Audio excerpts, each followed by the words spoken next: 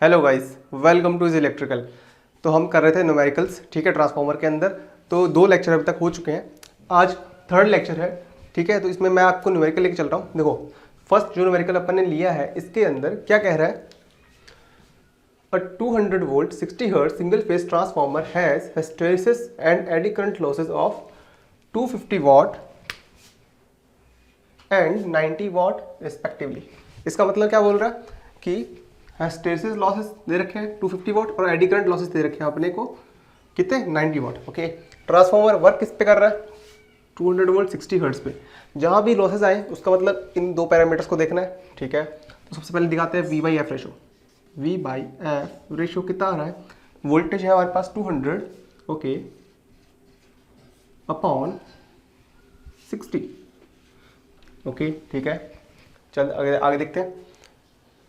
If the transformer now energized by the 250 volt and 50 hertz, अब वो बोल रहा है कि सेम ही ट्रांसफार्मर है, ओके, बट इसको जो एनर्जाइज कर रहे हैं वो 230 वोल्ट और 50 हर्ट्ज पे कर रहे हैं। अब पूछ रहा है कि कोर लॉसेस कितने होंगे।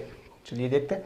देखो, V बाई एफ रेशो है, ये मान लेते हैं फर्स्ट कंडीशन के लिए है V1 F1 इतना, ठीक है, और V2 F2 कितना होगा,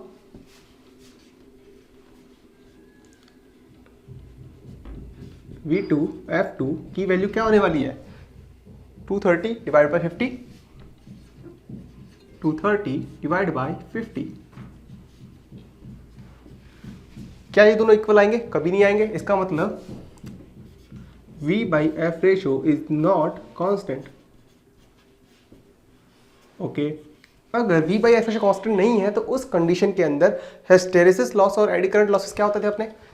देखो, जो हिस्टैरिसीस लॉसेस थे हमारे PH, जिसे मैंने डिनोट किया था, वो किस पे डिपेंड करते थे, वो डायरेक्टली किस पे होते थे हमारे KH dash F raise to power minus 0.6 V raise to power 1/6, ये होते थे, ठीक है। अगर आपने ये लॉसेस वाली वीडियो नहीं देखी है तो मैं आपको लिंक आई बटन में दे दूंगा और डिस्क्रिप्शन में भी दे दूंगा। तो ये थे हमारे हिस्टैरिसीस लॉस। और एडी करंट लॉसेस किस पे डिपेंड करते थे, के ई डैश, और यहाँ पे आ जाता अपना, एक्चुअली यहाँ डैश नहीं आता था, के ई वी स्क्वायर पे, ओके।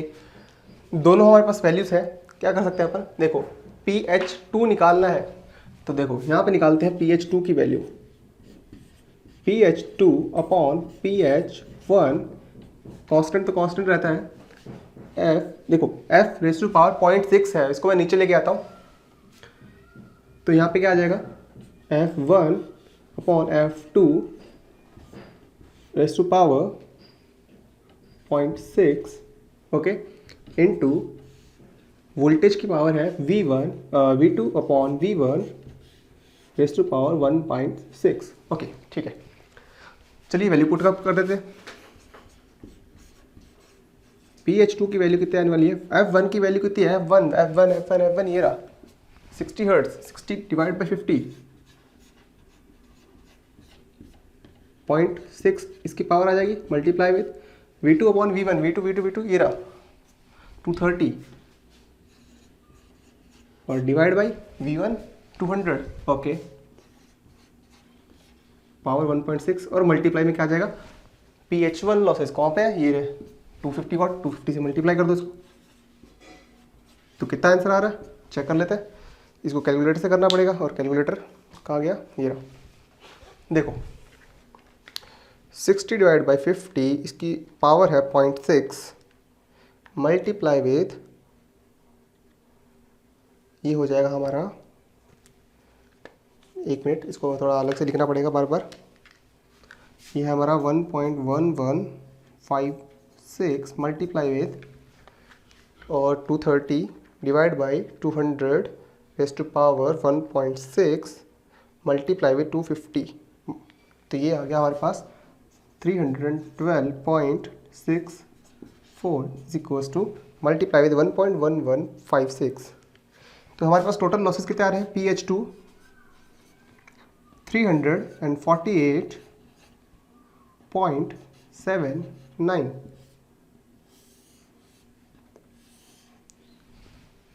वाट भी लगाना पड़ेगा, तो हमारे पास हिस्टैरिसीस लॉसेस आ गए कितने, 348, चेक कर लेते हैं एक बार, ठीक है, सेम आंसर आ रहा है, ठीक है, 348.79 वाट, ठीक है। तो यहाँ पे अपन को क्या देखने को मिला कि देखो इस जो हमारा हिस्टैरिसीस लॉसेस, इसको यहाँ पे लेते हैं अपन। तो हिस्टैरिसीस लॉसेस किसके इक्वल थे अपने, KH V⁻1.6 upon F⁻0.6। Okay, मैंने क्या किया है, फ्रीक्वेंसी को 60 हर्ट्ज से 50 हर्ट्ज किया, फ्रीक्वेंसी को कम किया तो लॉसेस इंक्रीज होते हैं। ओके, वोल्टेज देखो 200 से 230, 200 से 230 वोल्टेज को इंक्रीज किया तो भी हिस्टैरिसीस लॉस इंक्रीज होते हैं। और ये प्रूफ भी किया अपन ने कि हिस्टैरिसीस लॉसेस क्या हो रहे हैं, इंक्रीज हो रहे हैं। कितने, 348.79 हो गया, कहाँ से, 250 से, ठीक है। तो ये हो गया हमारा हिस्टैरिसीस लॉस। अब निकालते हैं eddy current loss. Eddy current के लिए देखो यहाँ पे देखते हैं, PE2 की वैल्यू निकालनी है, इसको PE1 से डिवाइड कर देते हैं। ओके, तो V2 upon V1 whole square, ठीक है। तो PE2 की वैल्यू कितनी आ जाएगी यहाँ से, V2 कितना है, V2 230 divide by 200 square multiply with 90 watt. Okay, तो आंसर कितना आ गया, PE2, देखो PE2 की वैल्यू कितनी आ रही है, 230 divide by 200 whole square multiply with 90, तो ये आ गया 119.025 वाट। यहाँ पे भी क्या दिख रहा है, अगर वोल्टेज इंक्रीज हो रही है, जो कि हो रही है, 200 से 230 गई है, देन एडी करंट लॉसेस भी इंक्रीज होंगे। टोटल लॉसेस की बात पूछी थी इसने, यहाँ पे पूछा था टोटल कोर लॉस पूछे थे। टोटल लॉसेस कितने हो जाएंगे, PT is equals to PE, PT2 निकालना है, PE2 और PH1, इसकी वैल्यू थी हमारे पास 119.025 प्लस 348.79, इसको कर देते हैं ऐड, प्लस 348.79, ये आ गया हमारे पास 467.81